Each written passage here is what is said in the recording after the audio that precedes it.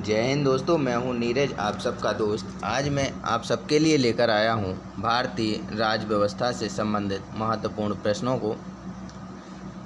प्रश्नों को हल करने से पहले आज हम भारतीय राज्य व्यवस्था के बारे में जानेंगे कि हमारा संविधान बना कैसे, इसका उद्भव कहां से हुआ, प्रस्तावना कहां से ली गई, नागरिकता के परिप्रेक्ष्य में क्या क्या कानून हैं।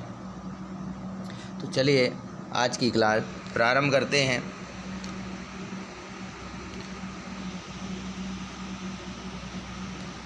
भारतीय राज्य व्यवस्था। तो देखिए सिलेबस में पढ़ना क्या क्या है। संविधान का निर्माण कैसे हुआ, संविधान का उद्भव, प्रस्तावना, नागरिकता, मौलिक अधिकार, राज्य के नीति निर्देशक तत्व, मौलिक कर्तव्य, संसद के अंतर्गत लोकसभा, राज्यसभा और राष्ट्रपति को पढ़ेंगे। न्यायिक व्यवस्था मतलब सर्वोच्च न्यायालय और उच्च न्यायालय। राज्य सरकार के बारे में पढ़ेंगे। क्षेत्रीय सरकार और संवैधानिक संस्थाओं के बारे में जानेंगे। सरकारें दो तरह की होती हैं, केंद्र सरकार और राज्य सरकार। केंद्र सरकार में मुखिया जो डीजर होता है, नॉमिनल हेड मतलब नाम मात्र का मुखिया होता है हमारे प्रेसिडेंट यानी राष्ट्रपति, और डी फैक्टर मतलब होता है रियल हेड, जो वास्तविक मुखिया होता है वो प्रधानमंत्री होते हैं केंद्र सरकार में। राज्य की बात करें तो नॉमिनल हेड राज्य के राज्यपाल होते हैं, मतलब नाम मात्र के मुखिया होते हैं, और स्टेट में रियल हेड वहाँ के मुख्यमंत्री होते हैं। संविधान दो तरह से हो सकता है, लिखित और अलिखित। भारतीय संविधान लिखित संविधान है, जबकि इंग्लैंड या ब्रिटेन का संविधान कहें तो ये अलिखित संविधान है। संविधान जहाँ का लिखित होता है वहाँ संविधान ही सर्वोच्च होता है, और जैसे इंग्लैंड में अलिखित संविधान है तो यहाँ पार्लियामेंट सुप्रीम होती है। यहाँ कॉन्स्टिट्यूशन से बड़ा पार्लियामेंट को माना जाता है। देखिए सरकार सेंट्रल गवर्नमेंट में एग्जीक्यूटिव, लेजिस्लेटिव और जुडिशरी होती है, ऐसे ही स्टेट गवर्नमेंट में भी होती है। और एक तीसरी गवर्नमेंट होती है जिसे हम लोकल गवर्नमेंट कहते हैं। सेंट्रल गवर्नमेंट के अंतर्गत हम प्रेसिडेंट, वाइस प्रेसिडेंट, पीएम, इन तीन को पढ़ेंगे। लेजिस्लेटिव का मतलब होता है विधायिका, जुडिशरी यानी न्यायपालिका। तो इन तीन चीज़ों को हम सेंट्रल गवर्नमेंट के अंतर्गत पढ़ेंगे। स्टेट गवर्नमेंट के अंतर्गत भी हम कार्यपालिका, न्यायपालिका और विधायिका, इन तीनों चीज़ों को स्टेट गवर्नमेंट के अंतर्गत भी पढ़ेंगे। और लोकल गवर्नमेंट में रूरल एरिया यानी जहाँ पंचायत लगती है, और अर्बन एरिया जहाँ म्यूनिसिपैलिटी जैसे नगर पंचायत, नगर निगम लगते हैं, इनका हम डिटेल में अध्ययन करेंगे।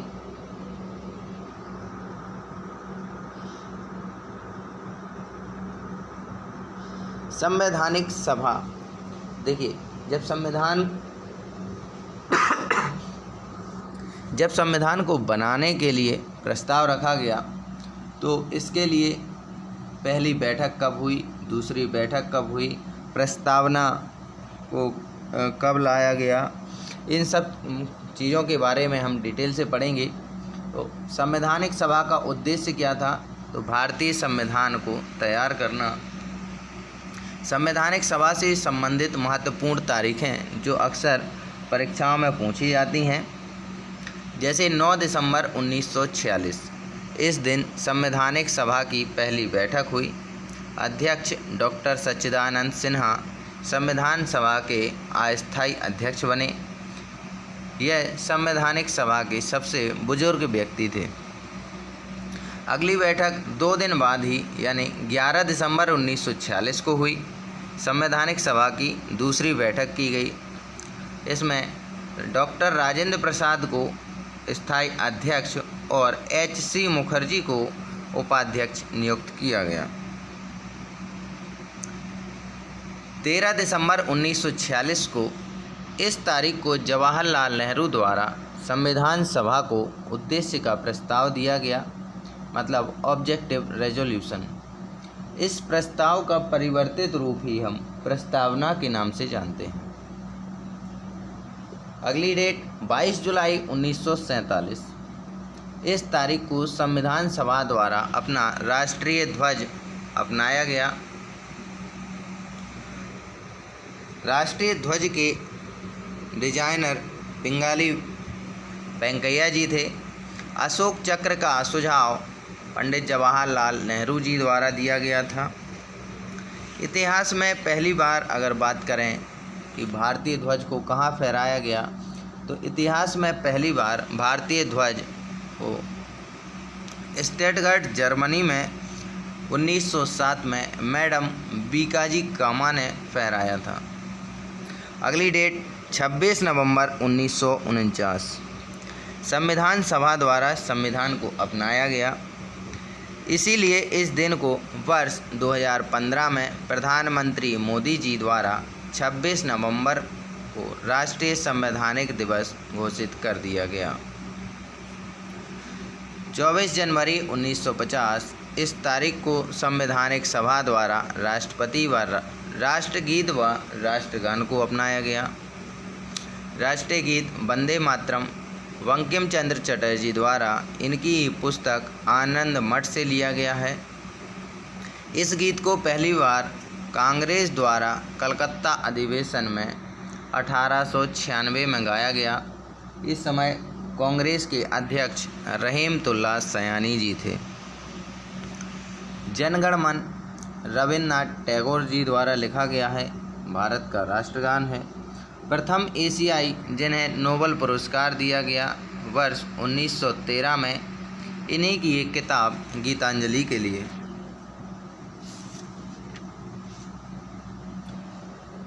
जनगण मन बंगाली भाषा में लिखा गया है। छोटे रूप में गाने में 20 सेकंड लगते हैं और अगर इसे पूरा गाया जाए तो 52 सेकंड का समय लगता है। रविन्द्रनाथ टैगोर के द्वारा बांग्लादेश का भी राष्ट्रगान लिखा गया। बांग्लादेश का राष्ट्रगान आमार सोनार बांग्ला।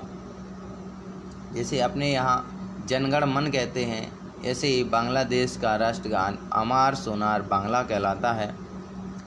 वर्ष 1911 में कलकत्ता अधिवेशन अध्यक्ष VN धर थे। आयोजन हुआ दिल्ली दरबार का। लाहौर में ब्रिटिश राजा किंग जॉर्ज पंचम के सम्मान में। इतिहास में पहली बार राष्ट्रगान को वर्ष 1911 में कलकत्ता के अधिवेशन में गाया गया। इसी अधिवेशन में किंग जॉर्ज पंचम के सम्मान में कांग्रेस द्वारा दिल्ली दरबार का आयोजन किया गया।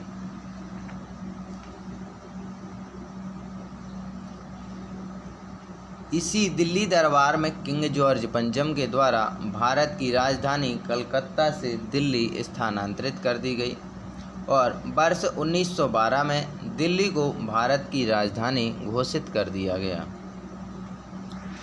24 जनवरी 1950 इस तारीख को संवैधानिक सभा के सदस्यों द्वारा संविधान पर हस्ताक्षर किए गए, जो कुल सदस्य 284 थे। 26 जनवरी 1950 को राष्ट्रीय चिन्ह को अपनाया गया। संविधान को लागू किया गया। भारत को गणतांत्रिक देश घोषित किया गया। राष्ट्रीय चिन्ह की बात करें तो राष्ट्रीय चिन्ह हमारा अशोक स्तंभ है। यह अशोक के उत्तर प्रदेश स्थित वाराणसी के सारनाथ स्तंभ से लिया गया है, जिसमें लिखा हुआ है देवनागरी लिपि में सत्यमेव जयते। सत्यमेव जयते यह शब्द मंडोक उपनिषद में से लिया गया है।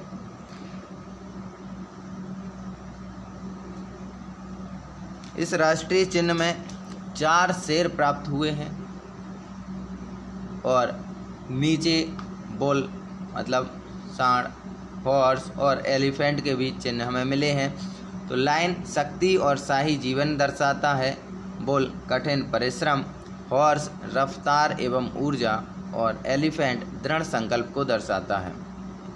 26 जनवरी 1950 को भारत को गणतांत्रिक देश घोषित कर दिया गया और इसी दिन को गणतंत्र दिवस के रूप में मनाया गया, क्योंकि 26 जनवरी 1930 को इतिहास में पहली बार भारतीय आज़ादी के सम्मान में पंडित जवाहरलाल नेहरू के द्वारा रावी नदी के तट पर भारतीय ध्वज फहराया गया था। इसीलिए 26 तारीख को निश्चित किया गया कि 26 तारीख को ही भारत को गणतांत्रिक देश घोषित किया जाएगा।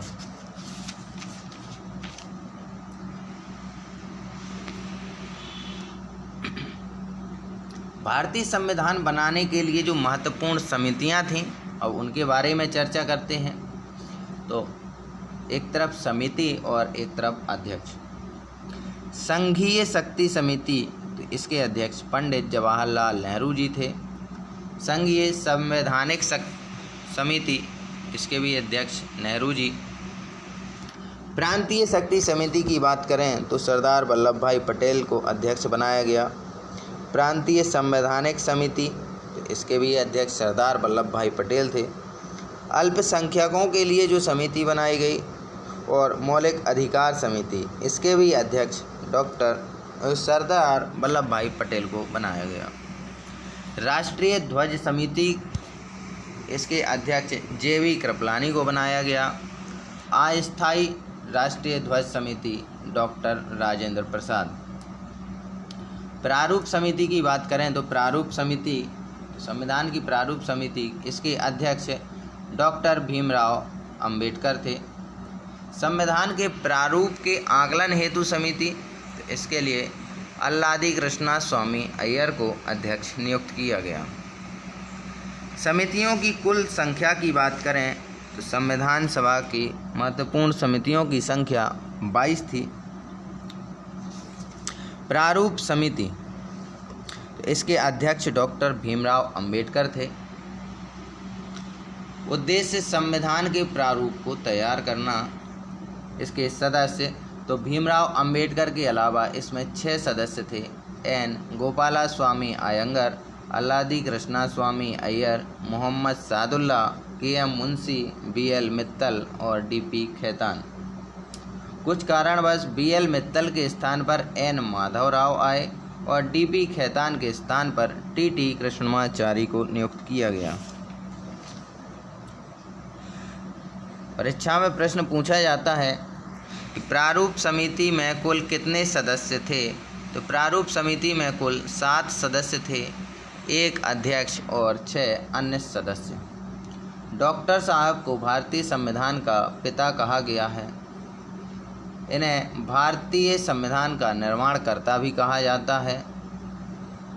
सर BN राव को संवैधानिक सलाहकार नियुक्त किया गया। दोस्तों, इसके आगे हम पढ़ेंगे संविधान का उद्भव। संविधान का उद्भव कहाँ से हुआ, मतलब ये प्रकट कहाँ से हुआ। तो संविधान का उद्भव 1773 से 1947 तक ईस्ट इंडिया कंपनी का शासन और अंग्रेज के राजा का शासन। तो पहले ईस्ट इंडिया कंपनी भारत आई, तो पहले ईस्ट इंडिया कंपनी के शासन के बारे में जानते हैं। रेगुलेटिंग एक्ट 1773, इस अधिनियम के अंतर्गत अंग्रेज सरकार के द्वारा बंगाल में गवर्नर जनरल की नियुक्ति की गई और बंगाल में प्रथम governor general lord Warren Hasting हुए। इस अधिनियम के तहत अंग्रेज सरकार के द्वारा भारत में सर्वोच्च न्यायालय की स्थापना की घोषणा की गई और सर्वोच्च न्यायालय की स्थापना वर्ष 1774 में फोर्ट विलियम कलकत्ता में की गई। मतलब ईस्ट इंडिया कंपनी ने अपना जो शासन जमाया वो सबसे पहले बंगाल में जमाया और रेगुलेटिंग एक्ट 1773 लेकर आए पहले governor general lord Warren Hasting बने और 1773 में सर्वोच्च न्यायालय की घोषणा की स्थापना हुई और एक साल बाद ही 1774 में फोर्ट विलियम स्थान पर सर्वोच्च न्यायालय की स्थापना की गई।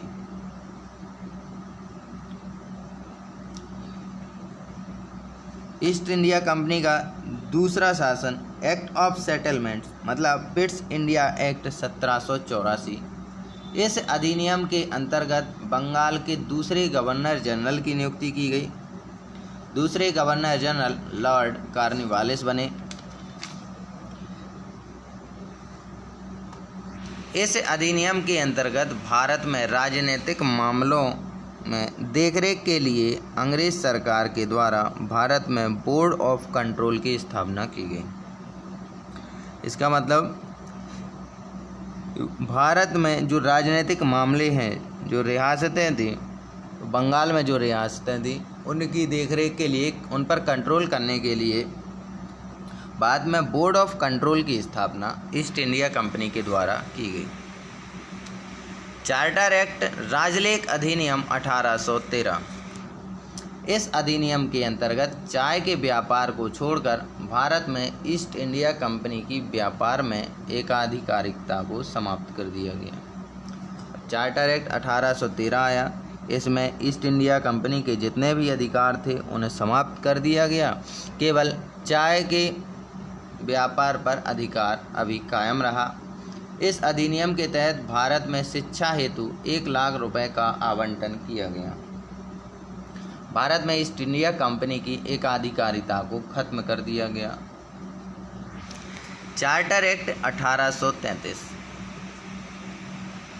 इस अधिनियम के अंतर्गत भारत में बंगाल की गवर्नर जनरल का पद खत्म कर दिया गया तथा भारत के गवर्नर जनरल का पद लाया गया।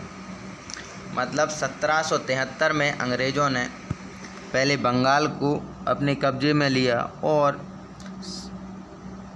60 साल आते आते, मतलब 1773 से 1833 तक आते आते इन्होंने पूरे भारत पर अपना कब्जा कर लिया और 1833 में चार्टर एक्ट लाया गया, जिसके अंतर्गत बंगाल के गवर्नर जनरल का पद भारत के गवर्नर जनरल के पद में बदल दिया गया। अगर आपसे पूछे बंगाल का आखिरी गवर्नर जनरल तो लॉर्ड विलियम बेंटिक और भारत का पहला गवर्नर जनरल तो लॉर्ड विलियम बेंटिक। इसी अधिनियम के तहत अंग्रेज सरकार द्वारा चाय के व्यापार से भी ईस्ट इंडिया कंपनी का अधिकार समाप्त कर दिया गया। लॉर्ड विलियम बेंटिक द्वारा 1829 में सती प्रथा को भी समाप्त कर दिया गया।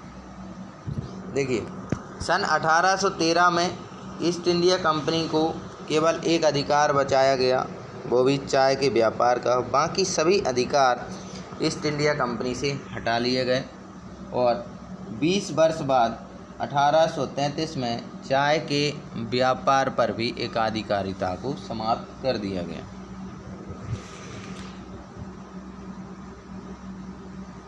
इसी अधिनियम के अंतर्गत अंग्रेज सरकार के द्वारा भारत में कानून आयोग की स्थापना की गई। लॉर्ड मैकाले की अध्यक्षता में पूरे विश्व में फ्रांस पहला गणतांत्रिक देश हुआ। सन 1789 में फ्रेंच क्रांति आई, मतलब फ्रेंच रेवोल्यूशन हुआ। राजलेख अधिनियम 1853। इस अधिनियम के तहत कार्यकारी शक्तियों को विधायकी शक्तियों से अलग कर दिया गया। इस अधिनियम के तहत भारत में संसदीय प्रकार की सरकार की व्यवस्था की गई। मतलब सन 1853 में एक संसद के निर्माण की व्यवस्था की गई। इसी अधिनियम के तहत लॉर्ड मैकाले समिति की सिफारिशों पर अंग्रेज सरकार के द्वारा लोक सेवाओं में खुली प्रतियोगिता की शुरुआत की गई वर्ष 1854 में। तो लॉर्ड मैकाले की समिति की सिफारिशों पर अंग्रेज सरकार ने लोक सेवाओं में, जो आज के समय का हमारा यूपीएससी पीएससी है, तो इसमें लोक सेवा में खुली प्रतियोगिता की शुरुआत की गई। मतलब इसमें इंडियंस भी पढ़ के लोक सेवा परीक्षा दे सकते थे। भारत में अंग्रेज के राजा का शासन। Government of India act 1858 Bharat सरकार अधिनियम। इस अधिनियम के तहत भारत में ईस्ट इंडिया कंपनी के शासन को खत्म कर दिया गया और इस अधिनियम को एक्ट ऑफ गुड गवर्नमेंट कहा गया। इसी के तहत भारत की गवर्नर जनरल का पद भी खत्म कर दिया गया और भारत की वायसराय नामक पद लाया गया। अगर बात करें कि भारत का आखिरी गवर्नर जनरल तो लॉर्ड कैनिंग और भारत का पहला वायसराय तो लॉर्ड कैनिंग। वायसराय का मतलब होता है किसी के लिए कार्य करने वाला व्यक्ति। इसी अधिनियम के तहत SOS पद लाया गया। SOS means secretary of state. इसी के तहत बोर्ड ऑफ कंट्रोल का पद खत्म कर दिया गया। Indian council act 1861। इस अधिनियम के तहत वायसराय को अध्यादेश जारी करने की शक्ति प्रदान की गई। इसी के तहत भारत में लॉर्ड कैनिंग द्वारा पोर्टफोलियो शक्तियों का विभाजन की शुरुआत की गई।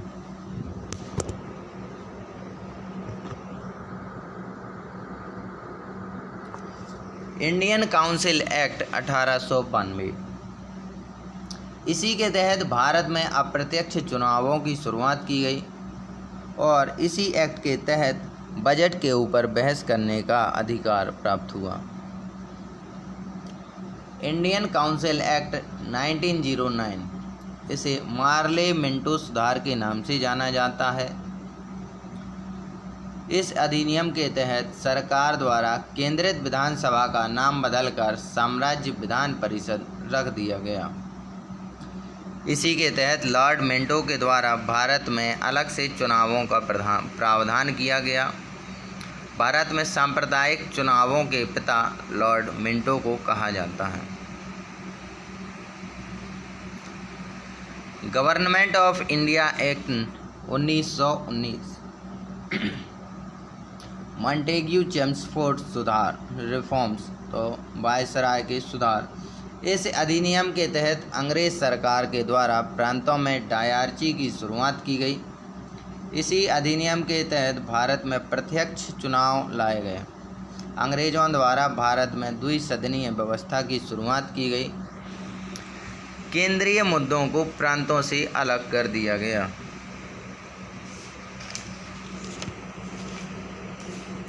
Government of India act 1935। हमारे संविधान का आधे से ज़्यादा भाग गवर्नमेंट ऑफ इंडिया एक्ट 1935 हमारे संविधान का आधे से ज़्यादा भाग इसी संविधान से लिया गया है। इसी के तहत प्रांतों में डायरची को खत्म कर दिया गया। इसी अधिनियम के तहत भारत में ब्रिटिश सरकार द्वारा संघीय सरकार की अवधारणा लाई गई। जो हमारा वर्तमान संविधान है तो इसका आधे से ज़्यादा भाग गवर्नमेंट ऑफ इंडिया एक्ट 1935 से ही लिया गया है। प्रांतों में डायरची को खत्म कर दिया गया, मतलब द्विसदन को खत्म कर दिया गया। इसी अधिनियम के अंतर्गत भारत में ब्रिटिश सरकार द्वारा संघीय सरकार की अवधारणा लाई गई। संघीय सरकार का मतलब क्या होता है? संघीय सरकार की अवधारणा के अंतर्गत सरकार के द्वारा शक्तियों को 3 सूचियों में बांटा गया। संघीय सूची मतलब फेडरल लिस्ट, उस समय इसमें 59 विषय थे जब संविधान बनकर तैयार हुआ। राज्य सूची मतलब प्रोविंशियल लिस्ट, इसमें 54 विषय थे। समवर्ती सूची कनकरेंट लिस्ट, इसमें 36 विषय हुआ करते थे। 7वीं अनुसूची में ये विषय बढ़ गए। यूनियन लिस्ट में 97 सब्जेक्ट हो गए, स्टेट लिस्ट में 66 और कनकरेंट में मतलब समवर्ती सूची में 47 विषय वर्तमान में हैं। इस अधिनियम के तहत सरकार के द्वारा 2 सदन वाली व्यवस्था की शुरुआत की गई, मतलब लोकसभा और राज्यसभा।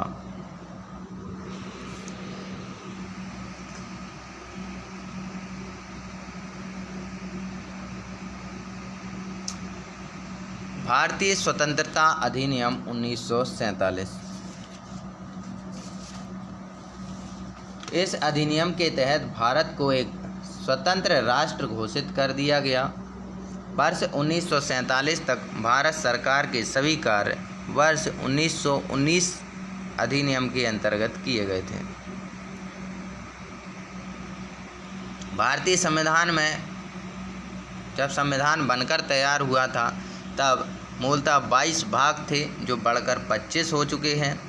अनुसूची 8 थी, वर्तमान में 12 हैं। अनुच्छेद 395 थे जो 451 प्लस हो चुके हैं। और संशोधन, सबसे पहला संशोधन वर्ष 1951 में हुआ था, भूमि सुधार, जो वर्तमान में 125 प्लस संशोधन हो चुके हैं। इंडियन कॉन्स्टिट्यूशन 2 फैक्टर्स हैं, रिजिड और फ्लेक्सिबल। रिजिड का मतलब होता है कठोर और फ्लेक्सिबल का मतलब होता है लचीला। तो हमारा संविधान कठोर एवं लचीला दोनों तरह से है।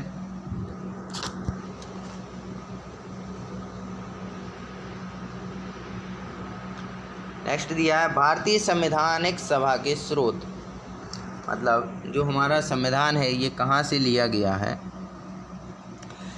उद्भव के बारे में हमने पढ़ा कि 1773 से 1947 तक कैसे कैसे इसका उद्भव हुआ। अब हम पढ़ेंगे कि स्रोत कहाँ कहाँ से हमारे संविधान को लिया गया है। तो एक तरफ सोर्स और एक तरफ कंट्री। संसदीय प्रकार की सरकार ये हमें यूके से मिली है, क्योंकि जब अंग्रेज़ों का शासन था तब भी उन्होंने यहाँ संसदीय प्रकार की सरकार जारी रखी थी। कानून का शासन तो यूके से। सर्वोच्च न्यायालय तो ये हमारा यूएसए से है। राष्ट्रपति के पद के बारे में तो ये भी यूएसए से है। एकल नागरिकता की अवधारणा तो ये यूके मतलब यूनाइटेड किंगडम या ब्रिटेन कहते हैं, या फिर इंग्लैंड। मौलिक अधिकार यूएसए से। उपराष्ट्रपति का पद यूएसए। न्यायिक व्यवस्था यूएसए। प्रस्तावना, जो संविधान की प्रस्तावना है, ये भी हमने यूएसए से ग्रहण की है। DPSP directive principles of state policy, ये आयरलैंड के संविधान से ली गई है। राष्ट्रपति का पद भले ही यूएसए से लिया गया है, लेकिन राष्ट्रपति के चुनाव की प्रक्रिया है जो आयरलैंड से ली गई है। संघीय सरकार की अवधारणा ये हमने कनाडा से ग्रहण की है। राज्यसभा में सदस्यों के नामकरण की प्रक्रिया ये भी हमने आयरलैंड के संविधान से ग्रहण की है। अवशिष्ट शक्तियाँ ये कनाडा के संविधान से ग्रहण की हैं। मौलिक कर्तव्य रसिया से। आपातकालीन प्रावधान जर्मनी से। समवर्ती सूची ऑस्ट्रेलिया। संशोधन प्रक्रिया साउथ अफ्रीका। पंचवर्षीय योजनाएं तो रसिया से ली गई हैं। पंचवर्षीय योजनाएं संविधान के अतिरिक्त एक अवधारणा है। न्यायिक पुनर्विचार की अवधारणा की बात करें तो ये यूएसए से लिया गया है। स्वतंत्र न्यायालय होगा, ये यूएसए से ग्रहण किया गया है। मंत्री परिषद की अवधारणा, एक मंत्री परिषद होगी, ये यूएसए से ग्रहण किया गया है। गणतांत्रिक प्रकार की सरकार की अवधारणा फ्रांस। अवशिष्ट शक्ति संसद में निहित होती है, इसका मतलब केंद्र सरकार में निहित होती है।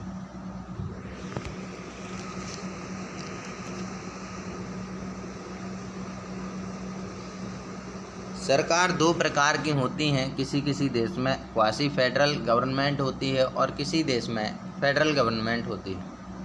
क्वासी फेडरल का मतलब होता है अर्ध संघीय और फेडरल का मतलब होता है संघीय सरकार।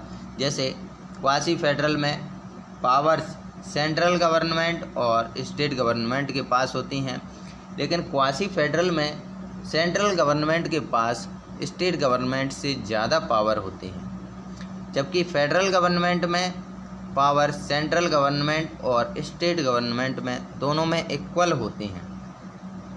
तो यूएसए और कनाडा में फेडरल गवर्नमेंट है, सेंट्रल और स्टेट के पास बराबर बराबर शक्तियां हैं।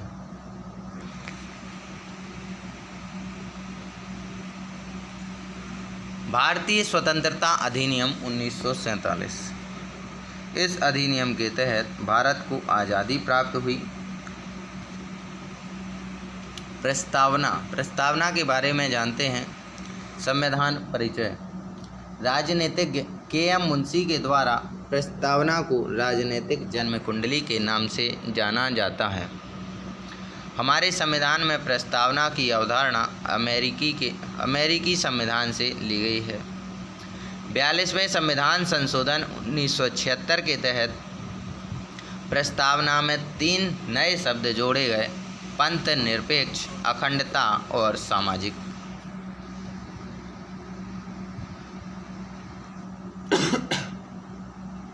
पंथ निरपेक्ष का मतलब होता है सेक्युलर। इसके द्वारा भारत सरकार के द्वारा धार्मिक समानता को बढ़ावा दिया जाता है। इसका मतलब यह है कि सरकार के द्वारा किसी भी एक धर्म को बढ़ावा नहीं दिया जाएगा। संप्रभुता। इसके अंतर्गत भारत से बाहर से कोई भी संस्था भारत सरकार को संचालित नहीं करेगी। तो संप्रभुता को इंग्लिश में सोवर्जन कहा जाता है।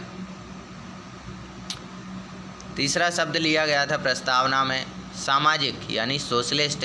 इस अवधारणा के अंतर्गत सरकार द्वारा कल्याणकारी कार्य किए जाते हैं। भाईचारा। यह शब्द फ्रांस के संविधान से लिया गया है। इस अवधारणा के अंतर्गत एक समान भाईचारे की अवधारणा को बढ़ावा दिया जा रहा है। लोकतंत्र की अवधारणा के अंतर्गत सरकार के वास्तविक अध्यक्ष का चुनाव प्रत्यक्ष रूप से जनता के द्वारा किया जाता है। आप सब जानते हैं कि वास्तविक अध्यक्ष कौन है और नॉमिनल हेड कौन है। तो नॉमिनल हेड हमारे देश के राष्ट्रपति होते हैं। वास्तविक अध्यक्ष संसद का मुखिया मतलब हमारे प्रधानमंत्री होते हैं, जिसका चुनाव प्रत्यक्ष रूप से जनता के द्वारा किया जाता है। लोकतंत्र के संदर्भ में अब्राहम लिंकन के द्वारा एक मशहूर नारा दिया गया: लोगों के लिए, लोगों का और लोगों के द्वारा। भारत पूरे विश्व में सबसे बड़ा लोकतांत्रिक देश है। मतलब भारत का जितना बड़ा संविधान है, इतना बड़ा संविधान किसी भी अन्य देश का नहीं है। गणतांत्रिक सरकार की अवधारणा के अंतर्गत राष्ट्र का अध्यक्ष आनुवंशिक या वंशानुगत नहीं होगा। राष्ट्र का अध्यक्ष राष्ट्रपति होता है। यूके एक गणतांत्रिक देश नहीं है, लेकिन यूके संवैधानिक राजतंत्र का हिस्सा है। मतलब संविधान बनाया गया है, लिखित नहीं है यूके का, लेकिन वहाँ का कामकाज संवैधानिक तरीके से ही होता है।